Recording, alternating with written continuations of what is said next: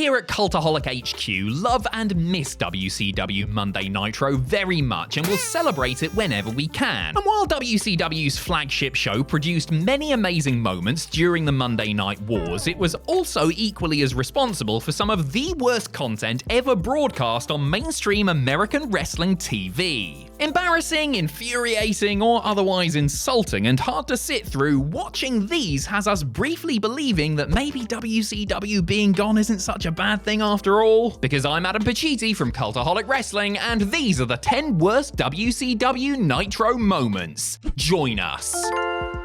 Number 10, the trash of the champions. One of Vince Russo's most annoying traits as a booker was the poor way in which he handled championship belts, which he dismissively referred to as props. You can argue about the value of titles all day long, but if you treat them like garbage, well, the fans are going to view them as garbage too. Leave it to Russo to literally throw an active title in the trash, which is what Kevin Nash and Scott Hall did with the WCW Television Championship belt on the November 29th, 1999 episode of Nitro. Hall had been gifted the belt after Scott Steiner became injured and made it clear in a backstage segment with his best buddy that he didn't see the point of having it. So into the bin it went. The TV title may not have been the most important thing going on in WCW at any given time, but the likes of Chris Jericho, Booker T, and William Regal had fought hard to elevate it to the point where it meant something. And here was the company treating it like a joke. The punchline? Janitor Jim Duggan, don't ask, found the belt in the trash a couple of months later. Number 9, Piper's the Pits. After being screwed out of a victory over Hulk Hogan at Super Brawl 97, WCW granted Roddy Piper a future shot against the Hulkster inside a steel cage on the condition he won a tag team elimination match at Uncensored. And so, on the March 3rd, 1997 episode of Nitro, the Rowdy Scott set about putting his squad together. Holding official tryouts for the chance to be on his team, Piper got to choose from, well, let's see here, 4 random blokes without names, one of whom would go on to become WWE's Luther Reigns actually, as well as John Tenta. Fans quickly turned on this interminable 20-minute segment, which saw Hot Rod wrestle in mini-matches against people who were supposedly practiced in different disciplines, MMA, boxing, sumo, and so on. In reality, many of the wannabes were either WCW power plant scrubs or stuntmen that Piper had worked with on straight-to-video films. Fans were meant to give a thumbs up or thumbs down to determine who would make the cut, but they ended up booing the whole thing out of spite because it was so bloody bad. In classic WCW fashion, Piper reneged on his promise to never turn his back on the misfit crew he had assembled by ditching them for Horseman members a week later. Number 8, the reflection of stupidity. You can see what WCW were thinking when they signed the Ultimate Warrior in 1998. Get a big, roided up, unreliable lunatic, pay him a ton of money, and then put him in a program with a guy he had last wrestled almost a decade before. Hang on a second, what were they thinking again? Creatively speaking, Warrior's short but lamentable WCW run was a total dud. From his overly long and rambling initial promo to the catastrophic Halloween Havoc encounter with the Hulkster, there was truly nothing to celebrate as far as matches or moments. But the very worst bit of Warrior creative took place on the October 5th, 1998 episode of Monday Nitro. Hogan was shown retreating backstage to a dressing room with Eric Bischoff when, all of a sudden, Warrior appeared in the mirror. Hulk could see him, the commentators could see him, the fans watching on TV could see him. Bischoff claimed that he couldn't see him. Make it make sense, please. Anyway, this was as hokey as anything ever seen on WCW TV, as the promotion rapidly began to lose its reputation as being cutting edge. Number 7, the debut and death of Seven. Soon after Dustin Rhodes left WWE in the summer of 1999, vignettes began appearing on WCW television hyping the impending arrival of Seven. While some fans may want to blame Russo for the new controversial character who was shown watching children through their bedroom windows, it was incredibly the brainchild of the artist formerly known as Goldust himself. Per Dustin, Seven was supposed to be a character that would play mind games and was not meant to be some sort of child abductor. Well, someone in Turner's Standards and Practices department watched the vignettes showing a creepy bloke in white makeup acting like a peeping Tom around minors and somehow got the wrong idea. The upshot was that the character had to go, but rather than go quietly, Seven went out with one of those terrible work-shoot promos of Vinnie Rue's speciality. On the November 9th, 1999 edition of Nitro, Seven made an elaborate entrance complete with smoke and pyro as he floated to the ring, only for Rhodes to commence cutting a promo deriding the stupidity of the character and how he wouldn't play along with the writers backstage. Hard to take you seriously when you look like Uncle Fester after a 5-day bender, but good on you, Dustin. Number 6, the Fat Ladies Sing. At the 2000 Bash at the Beach pay-per-view, a notorious incident unfolded that resulted in Hulk Hogan leaving and then suing WCW. But on the go-home edition of Nitro before it, there was an equally ugly moment that played out in front of fans. Since he was going to end the Hulkster's career in just 6 days' time, Jeff Jarrett thought it was appropriate that the Fat Ladies would sing on Hogan's career. Literally, of course. After talking about how as a little slapnut, don't ask if you don't know, Jarrett and his grand slappy nut, seriously just don't ask if you don't know, used to watch Hogan wrestle, Double J brought out the Fat Ladies, dressed as Vikings, because why the hell not, to sing. After taking an age getting into the ring, the ladies proclaimed that Jarrett would win the WCW title match before giving an awful rendition of the Na Na Na Na song. The payoff was Galen Chandler from Turner Standards and Practices coming out and eating a guitar shot, which the camera crew missed after the chosen one had run down the ladies for being overweight. Number 5, Child's Play. WCW were no strangers to a little Hollywood cross-promotion. We all remember that time Sting's best mate RoboCop arrived on the scene, right? And who could forget the cinematic masterpiece that was Ready to Rumble? Given their affinity for the motion picture industry, it wasn't too much of a surprise to see killer doll Chucky from the Child's Play films show up on Nitro. For weeks, the sound of strange maniacal laughter had played during WCW broadcasts, with some fans speculating that it was a tease for a new wrestler who was about to debut.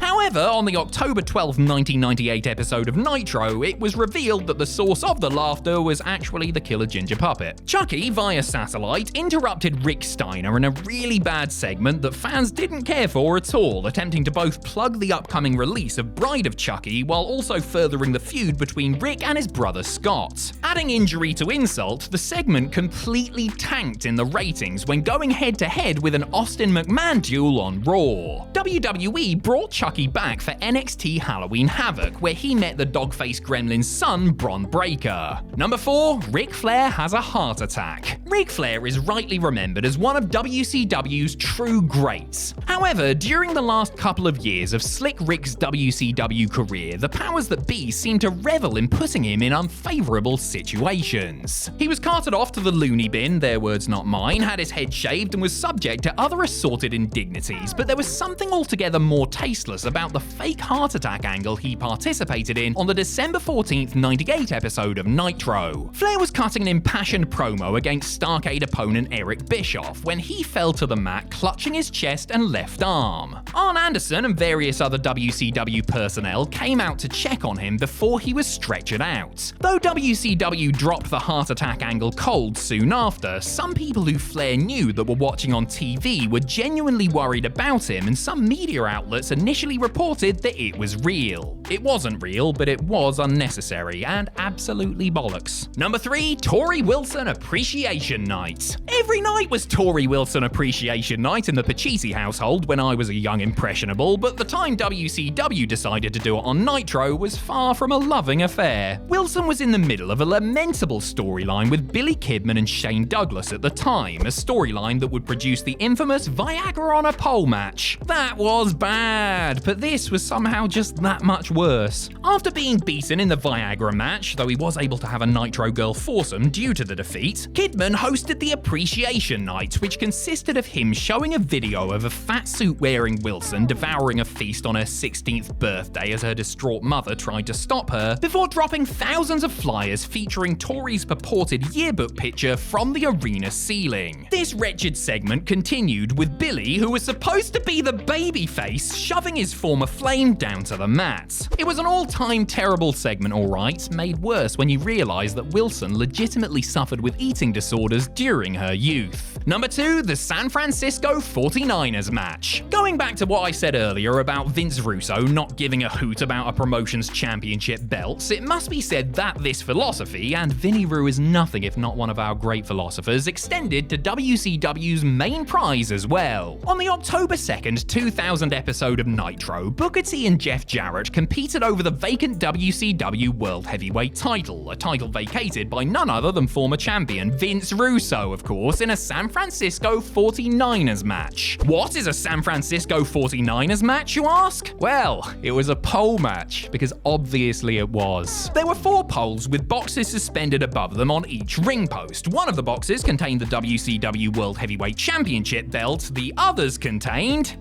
look, one contained a blow-up doll, one contained a coal miner's glove, get that reference, do you kids? And one contained a picture of Scott Hall. Anyway, that's not important, but what is important is that Double J almost had the match won when Beetlejuice, the member of Howard Stern's Whack Pack who had been laid out with a Jarrett guitar shot earlier in the evening, came out to cost him the victory. Actually, no, that's not important either. None of this is. What the hell are we doing here? Number 1, the finger poke of doom. Look, we all know this has been covered extensively in the past, including by us here at Cultaholic, but the fact remains that the legendarily awful finger poke of doom is still, over 25 years later, the worst thing that ever took place on Nitro. To recap, Goldberg was supposed to face Kevin Nash in a WCW title rematch from Starrcade 98, but was sent to jail instead after Miss Elizabeth made some very unsavory and false allegations about the former champ. Hulk Hogan stepped into his place and fans looked forward to seeing Terrible Terry take on Big Sexy, when a simple poke to the chest revealed the ruse and handed Hogan the title once again. Yes, the NWO Wolfpack and NWO Hollywood were back on the same side, but the biggest story was that the blatant swerve upset the near 40,000 fans inside Atlanta's Georgia Dome who wanted to see Goldberg get his revenge, as well as millions watching on TV. Many of these fans had been burned one time too many and simply tuned out, with the January 4th, 1999 episode of Nitro seen as a major turning point in turning the ratings war in WWE's favor, as well as the beginning of the end for WCW as a company.